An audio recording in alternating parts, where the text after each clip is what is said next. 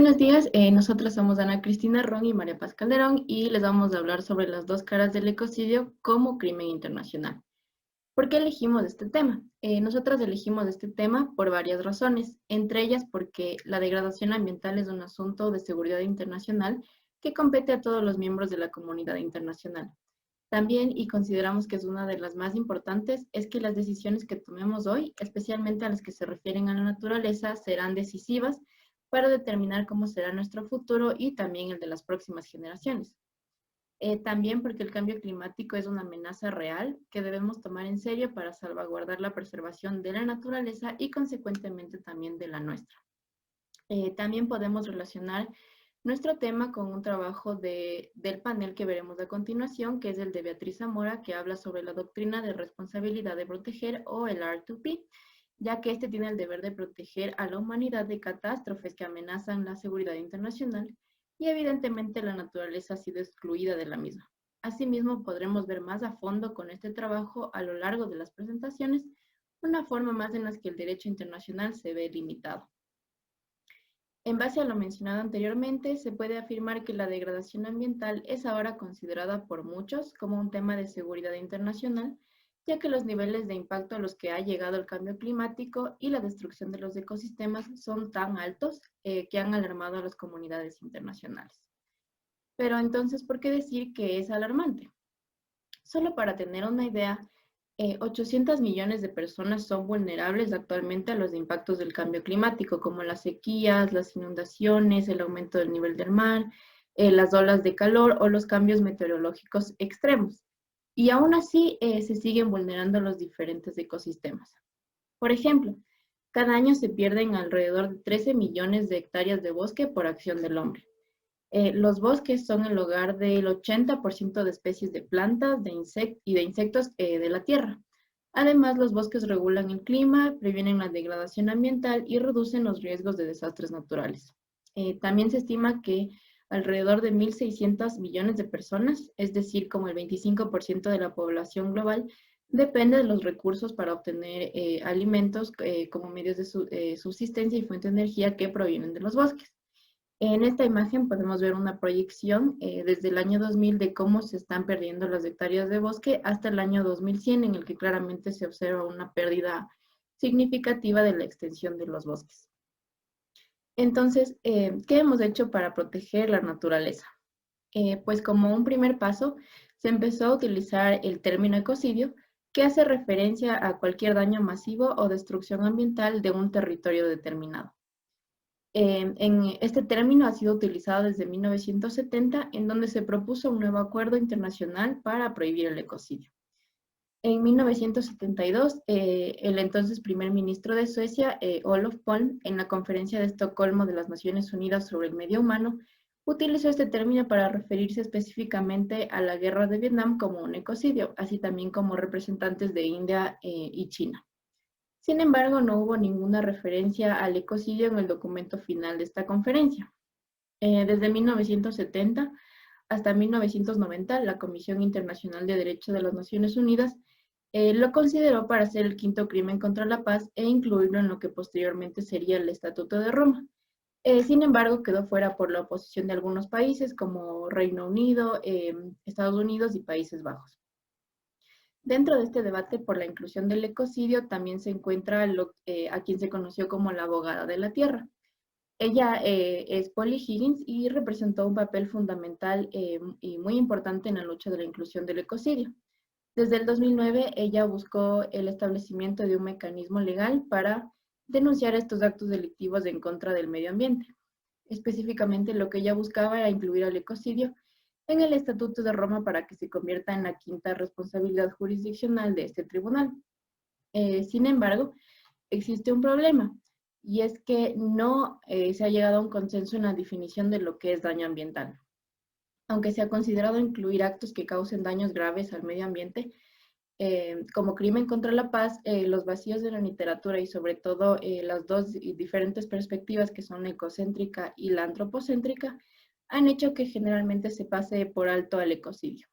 El problema es que existen estas dos perspectivas diferentes, que son la antropocéntrica y la ecocéntrica, las que no permiten un consenso en la definición de lo que es el daño ambiental y por ende tampoco permiten el avance de posibles mecanismos legales hacia los daños ambientales.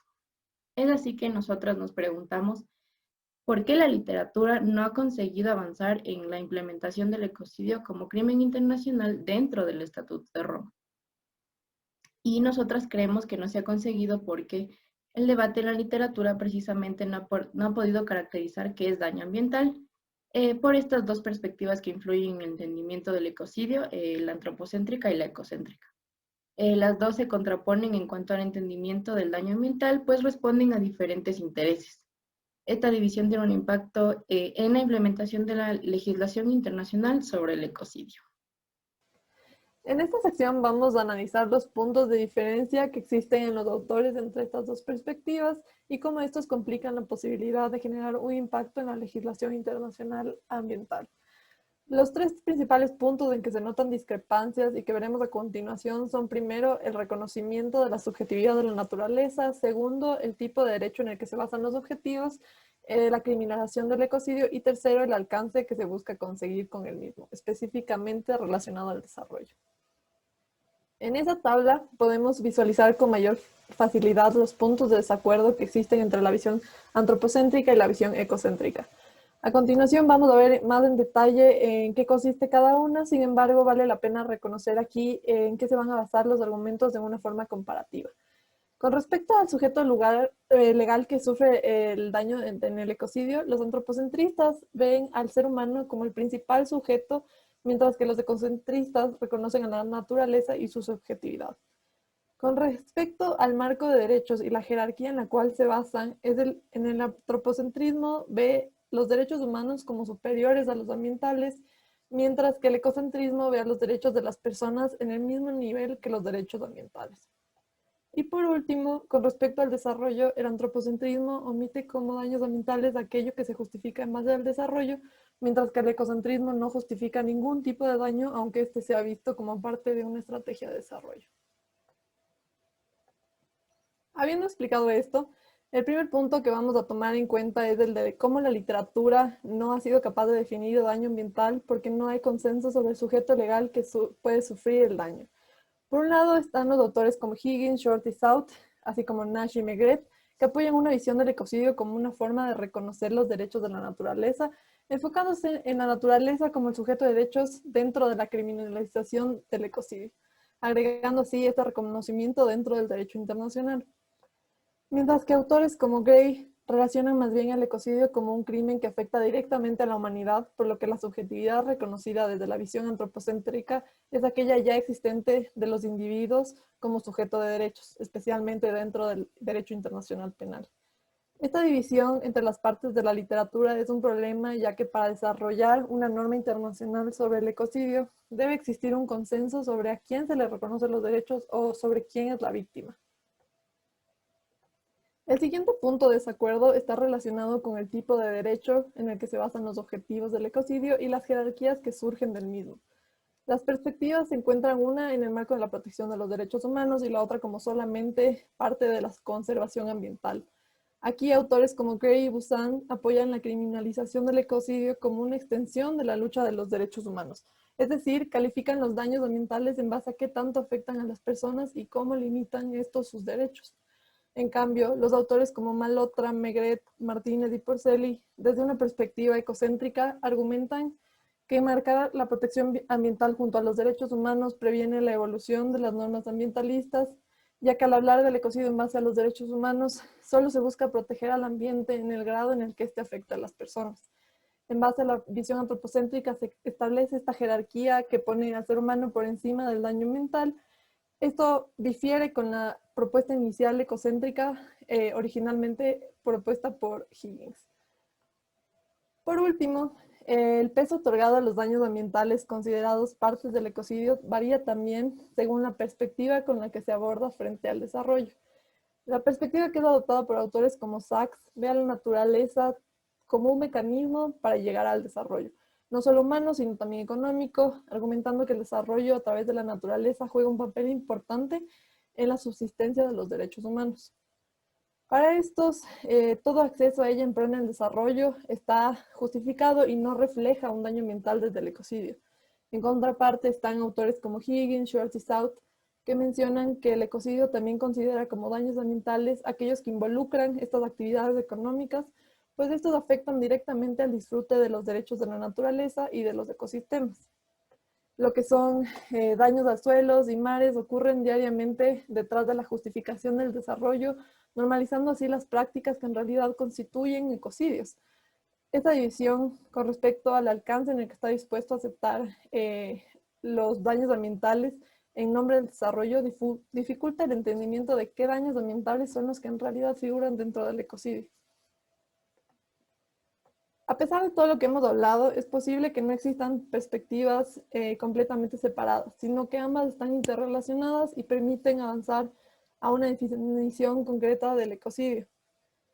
Chichanowicz, MacLean y Nika sugieren justamente esto, ya que argumentan que los derechos humanos y la protección del medio ambiente están estrechamente relacionados entre sí, pues solo un medio ambiente limpio y sostenible se puede tomar plenamente ventaja de los derechos humanos. Así, la calidad del medio ambiente puede influir en el bienestar humano y si la calidad del medio ambiente es mala, la capacidad de aprovechar otros derechos humanos, incluido el derecho a la vida, pueden disminuir. Sin embargo, podemos decir que este contraargumento no es válido porque aún no se ha conseguido incluir al ecocidio dentro del Estatuto de Roma, porque pues primero se debe acordar un consenso sobre la norma de responsabilidad ambiental. Además de esta división entre las perspectivas aún es muy predominante y frena el consenso. Y como mencionó Habermas, las normas deben satisfacer los principios de universalidad, por lo que las partes deben estar de acuerdo en aceptar las consecuencias de una norma. Y como conclusiones, nosotras llegamos a que la falta de un consenso entre las dos perspectivas sobre el daño ambiental ha obstaculizado la creación de la legislación sobre el ecocidio. Las discrepancias entre estas dos perspectivas no dan paso a una norma legal de aplicación universal que imponga justamente un deber legal de cuidado hacia la naturaleza. Las dos perspectivas deben llegar a un consenso para lograr una jurisprudencia sobre el ecocidio como un crimen, y no solo evitar daños a futuro, sino también mitigar aquellos que ya se han producido hasta ahora, las que se siguen produciendo, todas estas bajo la excusa de que es el desarrollo, y también como daños colaterales.